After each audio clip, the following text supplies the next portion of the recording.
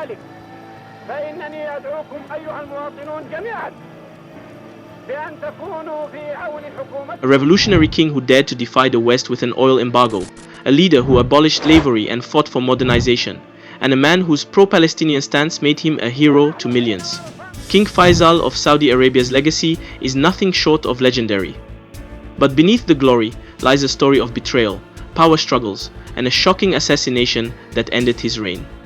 What drove his own nephew to pull the trigger, and could Western conspiracies have played a role? Let's unravel the gripping tale of King Faisal's life, triumphs, and tragic end. Faisal bin Abdulaziz Al Saud's life began in 1906 in Riyadh, Saudi Arabia, under the shadow of both privilege and hardship. Born as the third son of King Abdulaziz, the founder of modern Saudi Arabia, Faisal was destined for greatness. Yet his life was marked by tragedy early on. At just 6 months old, Faisal lost his mother, leaving him to be raised by his maternal grandparents. It was in their care that Faisal's character was molded, surrounded by an atmosphere of courage, discipline, and deep piety. These values became the cornerstone of his leadership. From an early age, Faisal displayed remarkable resolve and maturity.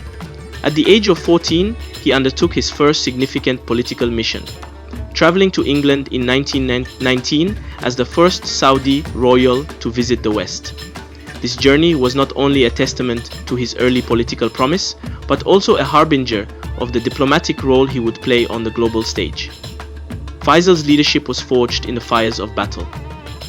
In 1929 to 22, at just 16 years old, he led an army of 6,000 loyal troops to secure the provinces of Haleh and Asir. His triumph in this campaign solidified the House of Saud's control over the territories and showcased his exceptional military and political acumen. If you're captivated by stories like this, don't forget to subscribe to Ancient Perspectives for more epic tales of history's greatest figures and moments. Hit the bell icon to never miss an adventure into the past. 4 years later, he was appointed Viceroy of the Hijaz region, a role that cemented his reputation as a capable and determined leader. By 1930, Faisal had risen to become Saudi Arabia's Minister of Foreign Affairs, a position he would hold for the next 3 decades. During these years, Faisal traveled the world, representing Saudi Arabia on the international stage. In 1943, he was invited to the United States by President Franklin D. Roosevelt, marking another milestone in his ascent as a statesman. These formative experiences laid the groundwork for Faisal's eventual rise to power, as he deftly navigated the complexities of global diplomacy while strengthening Saudi Arabia's presence on the world stage. Back home, Faisal was a trailblazer for reform and modernization.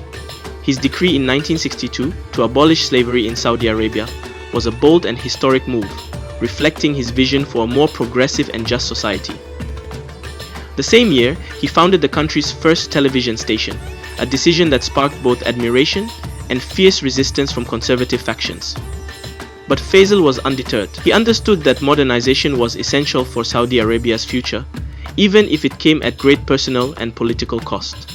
Faisal's rise to the throne in 1964 was the result of a power struggle with his elder brother King Saud. The conflict was a clash of visions, with Faisal's pragmatism and focus on reform ultimately prevailing. As king, Faisal embarked on a transformative journey to modernize Saudi Arabia. He initiated the kingdom's first 5-year economic plan, established the Ministry of Justice, and laid the foundations for a modern welfare system. His leadership was marked by inclusiveness, as he sought to balance the kingdom's religious and cultural diversity while preventing radical clerics from wielding undue influence. However, Faisal's modernization efforts were not without resistance. His push for women's education and other reforms faced opposition from conservative religious factions. The introduction of television sparked protests, highlighting the tensions between tradition and progress. Yet, Faisal remained steadfast, guided by his vision for a stronger, more unified Saudi Arabia. Faisal's leadership was tested not only by internal challenges, but also by external threats. The rise of Muammar Gaddafi in Libya and the Arab nationalist movement, led by Egypt's Gamal Abdel Nasser, posed significant risks to the monarchy. In response, Faisal built a sophisticated security apparatus and preemptively thwarted coup attempts, including the arrest of military officers in 1969 who were accused of plotting against him. On the global stage, Faisal's legacy reached its pinnacle during the 1973 Yom Kippur War. In an unprecedented move, Faisal orchestrated an oil embargo against Western nations that supported Israel. The impact was immediate and profound. Oil prices skyrocketed, and Western economies were brought to their knees. This act of defiance not only elevated Faisal's status as a leader, but also underscored the power of Gulf oil. Faisal used the wealth generated from the oil boom to support Egypt, Syria, and the Palestinian Liberation Organization, cementing his role as a champion of the Palestinian cause. Faisal's commitment to Arab unity was further demonstrated in 1969 when he spearheaded the establishment of the Organization of Islamic Cooperation, bringing together 25 Muslim nations to address shared challenges. His leadership during this period solidified Saudi Arabia's position as a regional and global power. Yet, despite his monumental achievements, Faisal's life came to a heartbreaking end. On March 25, 1975, during a traditional majlis, where the king met with citizens to hear their petitions, tragedy struck. Faisal's nephew, Prince Faisal bin Musad, approached him, appearing to pay his respects. One warning, the prince pulled out a pistol and shot the king twice. One bullet struck Faisal's chin, and the other pierced his ear. The king was rushed to the hospital, but succumbed to his injuries. The motives behind the assassination remain clouded in speculation. Some believe it was an act of revenge for the death of Prince Faisal bin Musad's brother during protests against the introduction of television in 1966. Others suggest a broader conspiracy, pointing to Faisal's oil embargo and pro-Palestinian stance as motives for foreign intervention. إخواني، ماذا ننتظر؟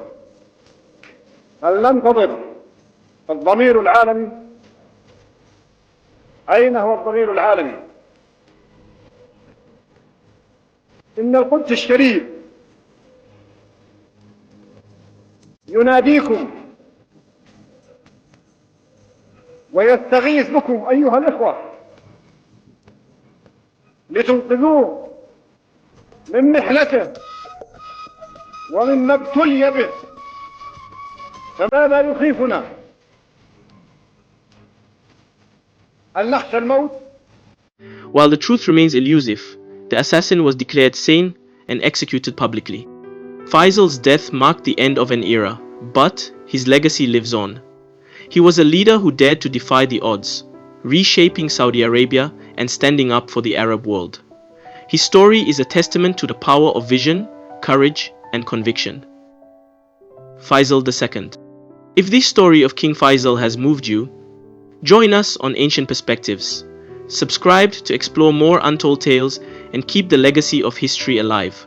Let's uncover the stories that shape our world together.